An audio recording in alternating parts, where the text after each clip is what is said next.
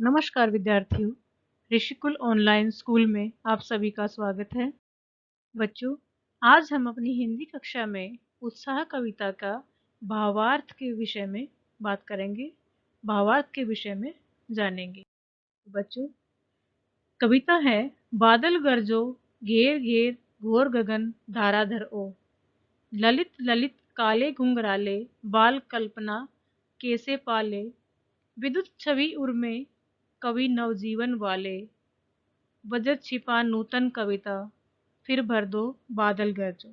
तो बच्चों, यहाँ पर गरजो का अर्थ है गर्जना, घेर घेर का अर्थ है घिर घिर कर, और घोर घोर शब्द का अर्थ है बच्चों यहाँ पर बहुत ज्यादा, अधिक, गगन आकाश।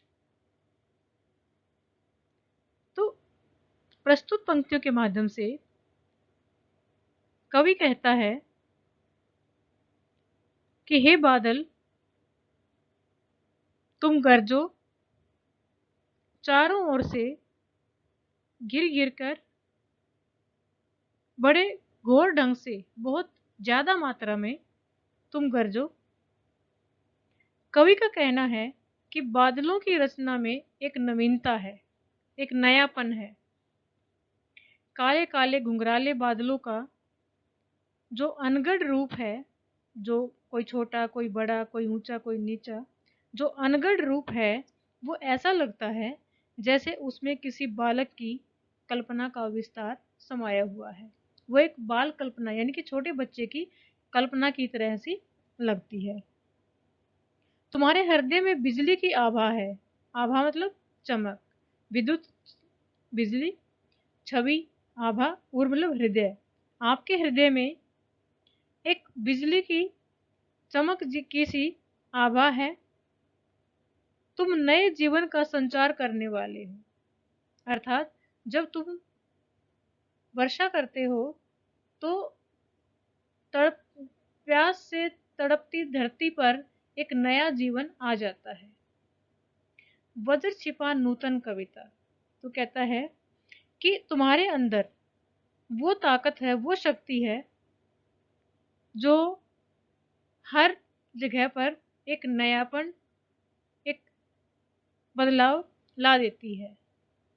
फिर भर दो बादल गरजो, तो कहता है कि तुम हे बादल तुम बरसो और इस धरती पर जो है एक नया सवेरा, एक नया उत्साह भर दो।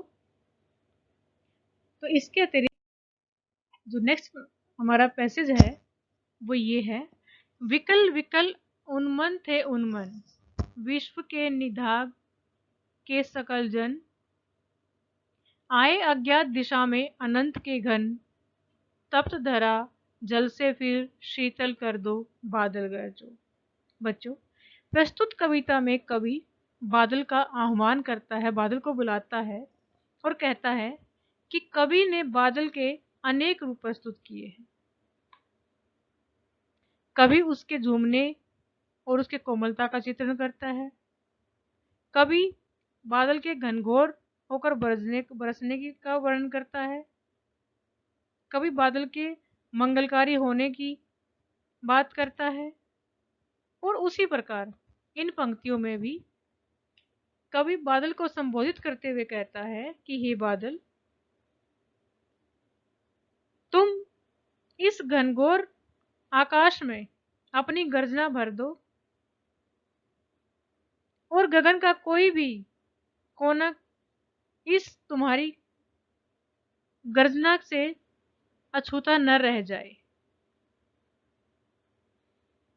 इसके बाद कवि कहता है कि तुम पृथ्वी पर जल बरसाओ, विश्व के निधाग के सकल जन, और जो लोग यहाँ पर बहुत निराश हो चुके हैं उनमें एक आशा की किरण भर दो।